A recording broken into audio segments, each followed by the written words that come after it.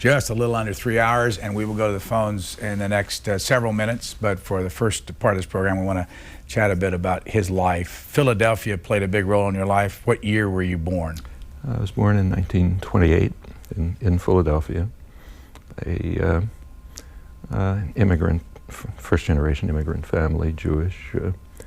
My parents were very much involved, in fact, immersed in the Jewish community, Hebrew culture. My father was a Hebrew scholar, ran the Hebrew school systems. My mother taught in it, deeply committed to Zionism. We have to remember that that was something different then from what it is today.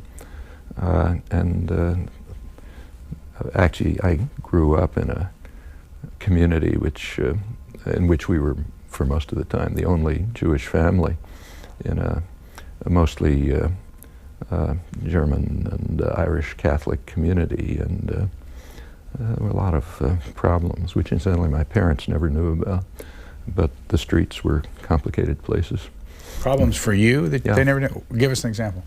Well, as I say, there was a lot of anti-Semitism in those. This is the 1930s, deeply anti-Semitic period.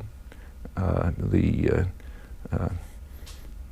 don't like to say it, but I grew up with a kind of a visceral fear of Catholics.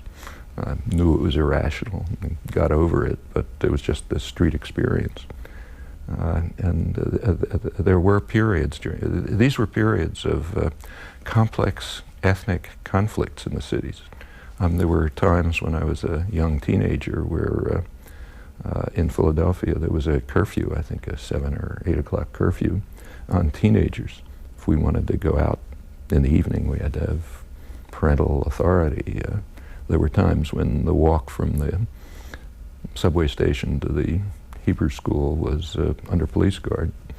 And it wasn't just Jews were not, there was a lot of anti-Semitism, but it went in all directions. Actually, you get a pretty good picture of it from some of the novels written about the period describing urban ethnic conflicts, which are complicated and real. Grew up in the middle of them. Where had your parents come from, and what were they like? My father had come from Ukraine.